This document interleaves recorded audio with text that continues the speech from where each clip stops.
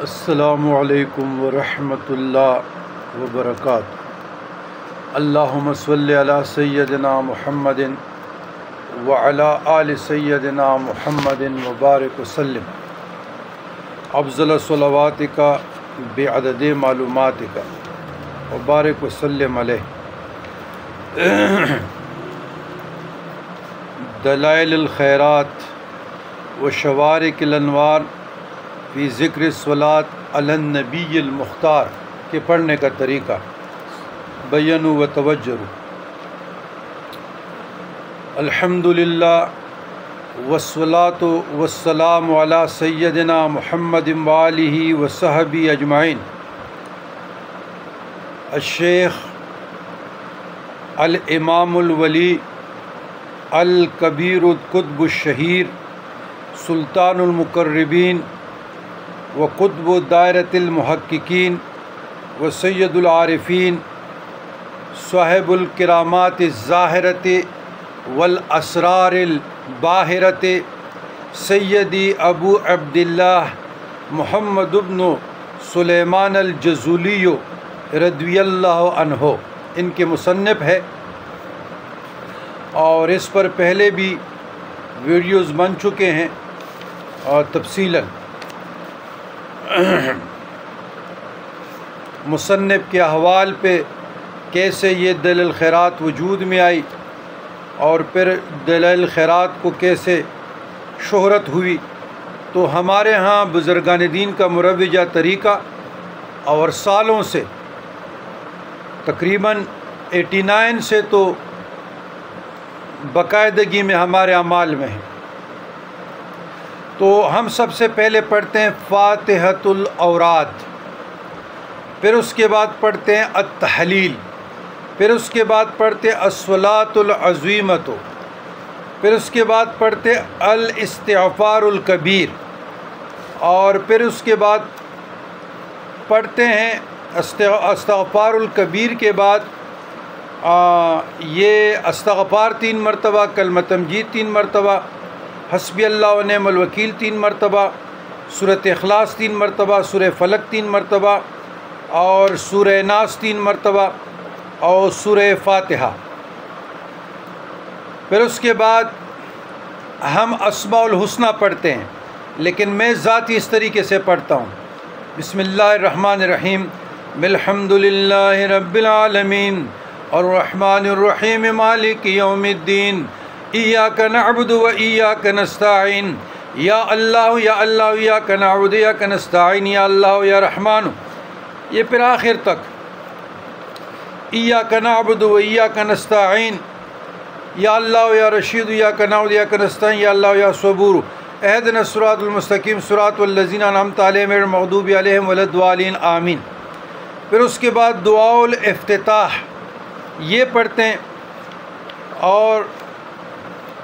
دعا کے بعد پھر جو فضائل درود شریف ہے اسماء الحسنہ کی طرف آ جائے تو ذالک اسماء سیدنا و نبینا و مولانا محمد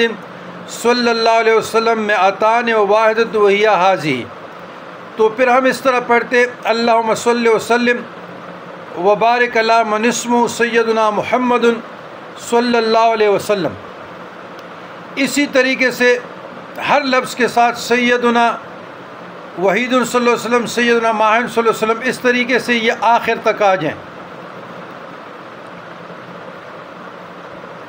سیدنا عز العربی صلی اللہ علیہ وسلم، سیدنا صاحب الفرجی صلی اللہ علیہ وسلم۔ پھر اس کے بعد ھذا دعاء نیت، پھر یہ دعائے نیت پڑھتے ہیں، اور اس کے بعد حزب الاول یہ پیر کے دن سے شروع کرتے ہیں۔ یہ ہمارا طریقہ ہے۔ اچھا، یہ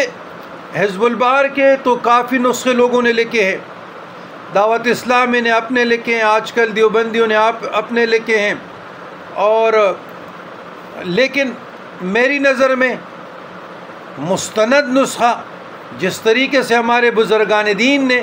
مشائخ عظام نے سال ہاں سال سے دلائل الخیرات کو پڑھی ہے، وہ جو طریقہ میں نے بتایا، تو اس طریقے کے مطابق آپ کو یہ ملے گا تاج کتب خانے کا، لیکن تاج کتب خانے کا آپ کو ملے گا لیکن اس پہ جو لکھا ہی ہے نا سیرت مؤلف دلائل الخیرات، تو یہ جس آدمی نے اس پہ لکھائی کی ہے یہ درست نہیں ہے، کیونکہ اس نے شرح حزب البحر میں بھی ڈنڈی ماری ہے اور سیاق و سباق سے ہٹ کر جھوٹ بولا ہے اس نے۔ تو یہ جو سیرت مؤلف دلائل الخیرات ہے یہ اردو میں جو ہے یہ اس پہ آپ نے یہ کسی سنی عالم دین کا پڑھیں اور بقایا ٹھیک ہے۔ اور جہاں حزب البحر کا شرح ہے تو ادھر بھی ان لوگوں نے علمی خیانت کی ہے، میں اس کو علمی خیانت کہتا ہوں، تو اس پر بھی میری سر حاصل گفتگو ہو چکی ہے، سر حاصل، تو اس پر بھی میری سر حاصل گفتگو ہو چکی ہے کہ جس طریقے سے ان لوگوں نے ڈنڈی ماری ہے اس کا ہم نے جواب دیا ہے۔ بہرحال جو اردو میں ہے معاملہ ٹھیک ہے، ٹھیک جو سیرت مؤلف لکھا ہے اردو میں یا شرح حزب البحر لکھی ہے دو، تو اردو میں جو مؤلف کی یا تصنیف پر انہوں نے کچھ لکھا ہے تو وہ درست نہیں ہے، کیونکہ ان لوگوں نے ڈنڈی ماری ہے، اور اس پر شرح حزب البحر میں بھی تفصیلاً میں نے گفتگو کی ہے، اور دلائل الخیرات و شوارق الانوار پہ ذکر صلاۃ علی النبی المختار صلی اللہ علیہ وسلم، اس میں بھی میں نے ان لوگوں کی جو اندرونی خباثت ہے، نفاق ہے، اور بزرگان دین سے جو چڑ ہے، حسد ہے، کشف سے، الہام سے، الکام سے، تو وہ بھی ہم نے بے نقاب کی ہے۔ لیکن بہرحال یہ نسخہ درست ہے، آپ عربی میں جو دلائل الخیرات ہے وہ پڑھتے رہیں، اس میں جو عربی میں اس میں حزب البحر ہے وہ بھی درست ہے، جو عربی میں قصیدہ بردہ ہے وہ بھی ٹھیک ہے، کیونکہ سالہ سے میں پڑھ رہا ہوں الحمدللہ۔ تو یہ آپ لوگوں کو صرف تعلیم سے آگاہی اور تربیت کی غرض سے بتانا تھا کہ بہت نسخے آئے ہیں تو اس میں